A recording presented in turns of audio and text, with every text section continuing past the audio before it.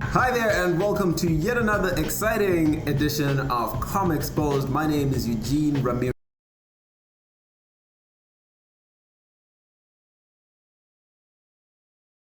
Post-quarantine edition. We know that you're stuck at home and you've been waiting for us to get back on the air. Yeah, this is quite strange, but I think by now everybody's quite used to it. It's no big news anymore, but of course, the reason why we're coming to you in this format is because of the advent of COVID-19 and the changes that it has wreaked and the havoc that it's wreaked across the whole world. And of course, Africa has been no exception to this. And we find ourselves streaming directly from our homes.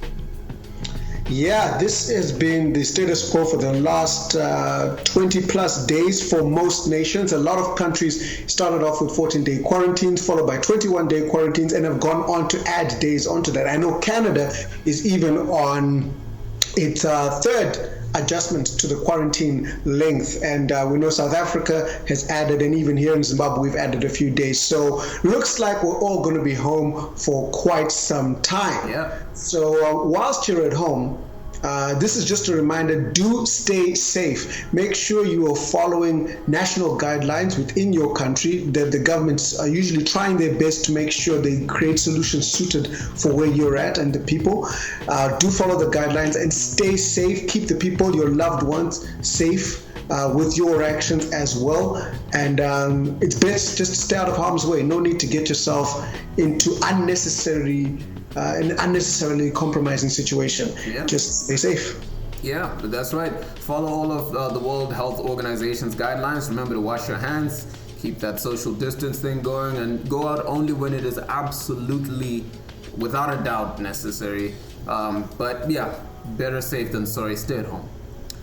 So with that said, that brings us to an interesting topic for today's show, because our industry, visual effects, animation, the digital space in general, has seen a new state of affairs. I mean, everything that we do in terms of the way we conduct our work, the way we interact with each other, the way we cement our partnerships and associations with other organizations, has been, affected by this without a doubt. And we just want to take a look at this for today and see how we can work around it or take advantage of it. Being creatives ourselves, we've been directly affected by this situation, and I know many people around the world are in the same scenario, big and small. Right now, the big talk in most of the developed countries and everywhere else really is the impact of this upon the economy, because a lot of people are out of work, or their work is on a standstill, or a lot of projects have had to come to a complete halt. And that's going to affect many, many, many things. But you can't be worried too much about what's happened, and you have to start worrying about what's going to happen or where we're going in the future. And you've got to continue to make money. You've got to continue to make a living, even in these tough times. So creatives, like ourselves, tend to find ourselves needing to, one, meet obligations that were there before the lockdown. So you're part of a company, you're part of an organization, there are contractual obligations, you've got to still meet them. The people who've paid you do not care so much that many things have come to a halt. They still need their stuff delivered. And then even you as an individual who may have been living from payment to payment, you still need to be making that money in order to make ends meet. Unlike the US, not every country is going to have stimulus packages or supports for artists when they are, or creators rather, when they are not working. So I'll speak for myself. During this time, speaking of the creative side of what I do, I've had to still continue doing work. I've had some clients, some who came before, some who usually come at this time, and some new ones. The new ones, of course, have brought work. There's opportunity in all scenarios. The new ones have brought work to do with COVID, to do with awareness, to do with create campaigns around that, which is fine, which is great, albeit a little not fun, but still important. There are many messages that need to still go out there during this time. And that's a work opportunity, that's freelance stuff. And then there's still the online stuff. So like if you're a freelancer and you haven't signed on to Fiverr, Envato, People Per Hour, Upwork, all those networks, now might be a good time, because there may be reduced work.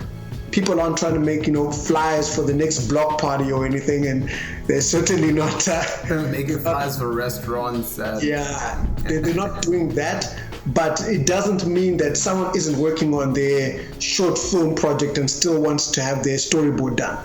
It doesn't mean that people aren't still working on, their musical career or whatever, and they still need audio mixing done, which can all be done in the comfort of your home as a freelancer. So look into those opportunities. I still pursue them, and they are working for me.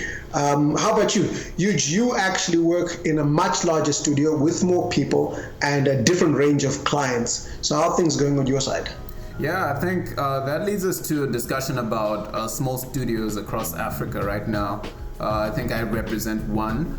So of course, we find ourselves in a situation similar to what you just described, where we've got work that we've carried over from before the lockdown actually began, and we're obliged to execute and still deliver despite the current circumstances, which is pretty challenging, of course, because the team isn't 20 or 30 people strong, but we're still a very large group. We're nearing 10. So it's hard to coordinate if you take into consideration the situation with internet connectivity in Africa, Southern Africa. It's not only a challenge just to get it installed, it's also extremely expensive. So making sure that your key people have this kind of communication solution set up in their different houses, that's a hurdle all on its own.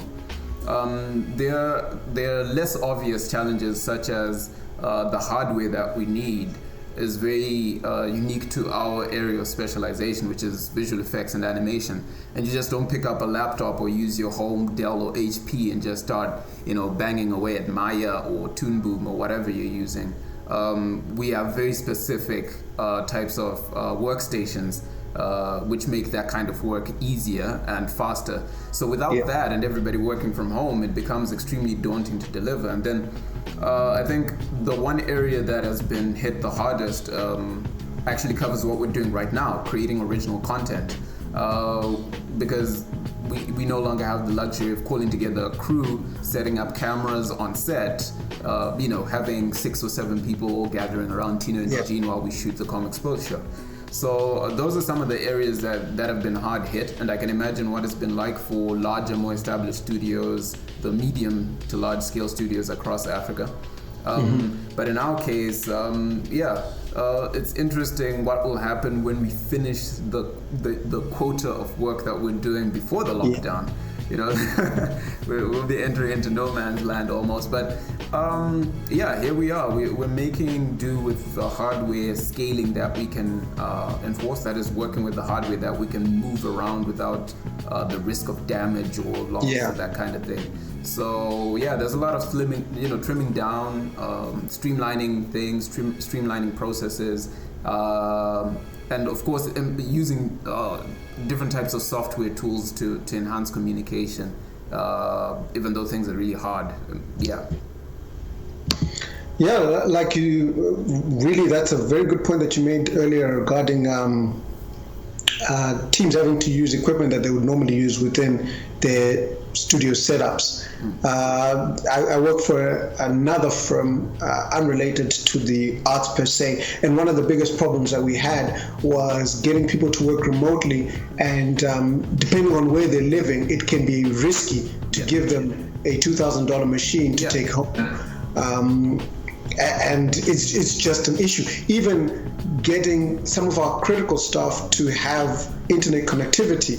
The minute the shutdown happened, all the ISPs who sold connection devices ran out. There was no stock. So we got stuck and we had to make some kind of way around it. But problems like that occurred. Yeah. And we can see, like you're saying, we're going towards no man's territory. The minute the current projects finish, we don't really know the frequency or scale of the projects that are going to come after this. Yeah. Thank you very much for listening in on our conversation about the impact of COVID-19 on small studios, freelancers, and pretty much everyone in the digital space in and across Africa.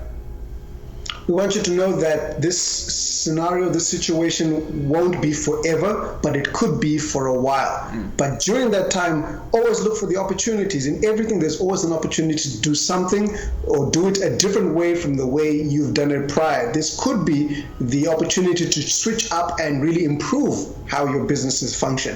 So don't take it as a negative. Just look for what you can make out of this situation. Yeah. And while you do have this time, and if you've got the access to the internet, remember to tune in to more of Comexposed. We're going to be putting out more videos and live streams as well. So you can catch some conversations between Tino and I and some guests that we'll be having live. So you can actually tune in and contribute via live chat.